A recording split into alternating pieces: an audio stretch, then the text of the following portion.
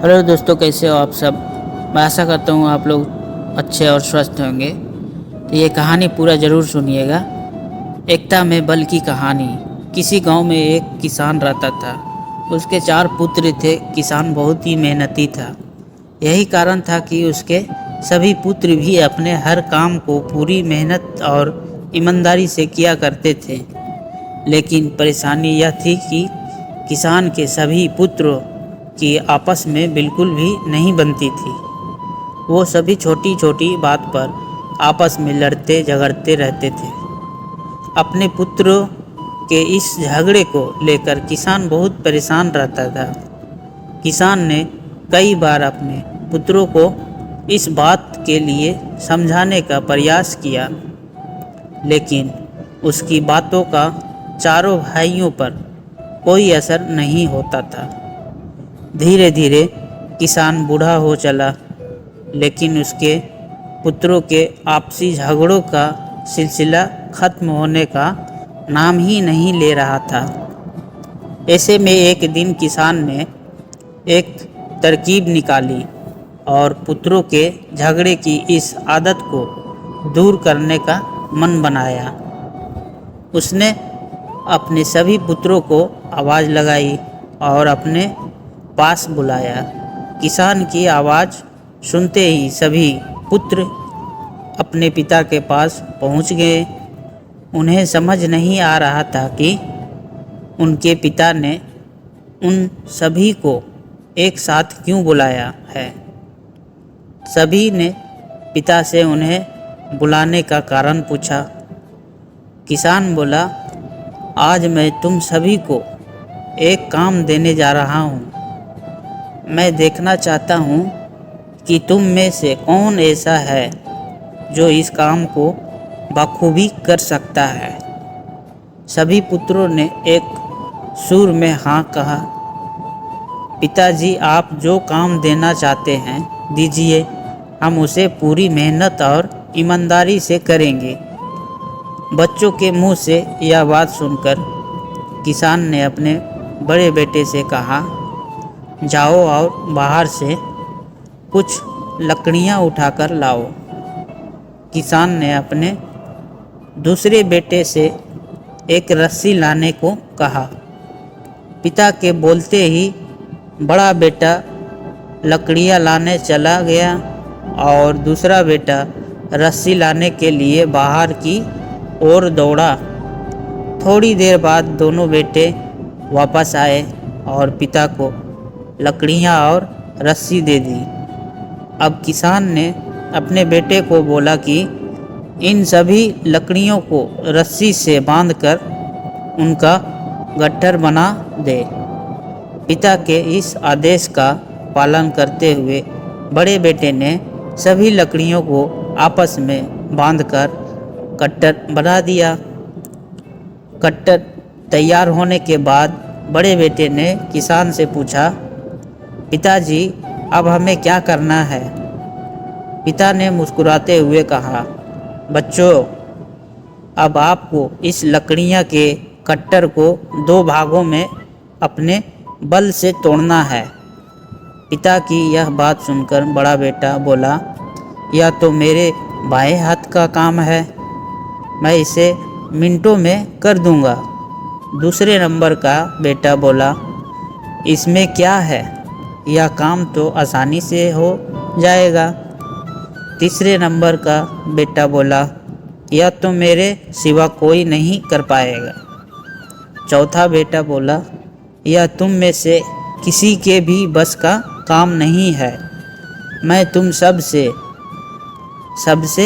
बलवान हूँ, मेरे सिवा यह काम और कोई नहीं कर सकता।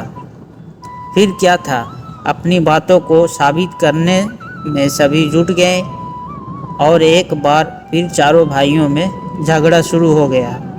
किसान बोला, बच्चों, मैंने तुम्हें सबको यहाँ झगड़ा करने नहीं बुलाया है, बल्कि मैं देखना चाहता हूँ कि तुम में से कौन ऐसा है जो इस काम को बखूबी कर सकता है।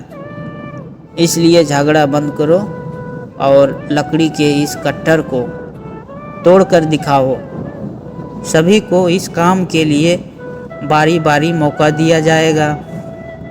यह कहते ही हुए किसान ने सबसे पहले लकड़ी के कट्टर को अपने सबसे बड़े बेटे के हाथ में थमा दिया। बड़े बेटे ने कट्टर को तोड़ने का बहुत प्रयास किया, लेकिन उसे तोड़ पाने में असफल रहा। असफल होने के बाद बड़े बेटे ने दूसरे नंबर के बेटे को वह लकड़ी का गट्टर थमाते हुए कहा कि भाई, मैंने प्रयास कर लिया है, यह काम मुझसे नहीं हो पाएगा, तुम ही कोशिश करके देख लो। इस बार लकड़ी का गट्टर दूसरे बेटे के हाथ में था। उसने भी उस गट्टर को तोड़ने के लिए एड़ी चोटी का जोर लगा दिया, लेकिन लकड़ी का गट्टर नहीं टूटा। असफल होने के बाद उसने लकड़ी के गट्टर को तीसरे नंबर के बेटे को दे दिया और कहा, यह काम बहुत कठिन है, तुम भी कोशिश कर लो। इस बार तीसरे नंबर के बेटे ने भी अपनी पूरी ताकत लगा दी, लेकिन लकड़ी का गट्टर बहुत मोटा था। इस कारण अधिक बल लगाने पर भी वह उसे तोड़ नहीं पा रहा था।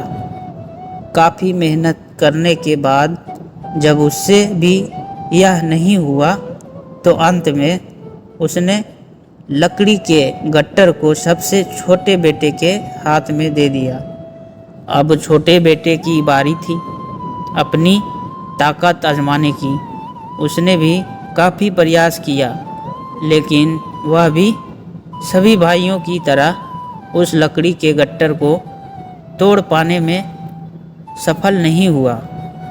अंत में हार कर उसने लकड़ी के गट्टर को ज़मीन पर पटक दिया और बोला, पिताजी, यह काम संभव नहीं है। किसान मुस्कुराया और बोला, बच्चों, अब आप इस गट्टर को खोलकर इसकी लकड़ियाँ को अलग कर लो और फिर उसे तोड़ने का प्रयास करो। चारों भाइयों ने ऐसा ही किया। एक बार सभी ने एक एक लकड़ी अपने हाथों में ली और आसानी से उसे तोड़ दिया। किसान बोला, बच्चों, आप चारों भी इन्हीं लकड़ियों के समान हो।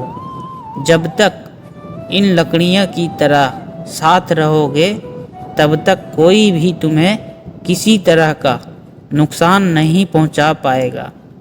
लेकिन अगर तुम लोग लड़ते झगड़ते रहोगे तो इन अकेली लकड़ियों की तरह आसानी से टूट जाओगे। किसान की यह बात सुनकर अब सभी बच्चों को समझ आ गया था कि पिता उन्हें क्या समझाना चाहते थे। सभी पुत्रों ने अपनी गलतियां के लिए क्षमा मांगी और वादा किया कि जीवन में फिर दोबारा कभी वे आपस में नहीं झगड़ेंगे। एकता में बल कहानी से सीख। एकता में बल कहानी हमें बताती है कि एकता ही सबसे बड़ी ताकत है। अगर हम आपस में एकजुट होकर रहेंगे तो कोई भी मुश्किल क्यों ना आ जाए, उसका सामना साथ मिलकर आसानी से किया जा सकता है। वहीं अगर हम एक दूसरे से लड़ेंगे और अलग अलग रहेंगे तो छोटी से छोटी तकलीफ भी जिंदगी पर भारी पड़ सकती है।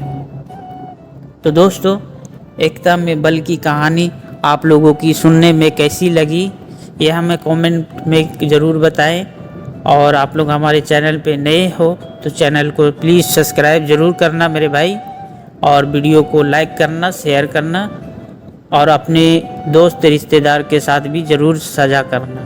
तो दोस्तों, आप लोगों को बहुत बहुत धन्यवाद इस वीडियो को पूरा देखने के लिए।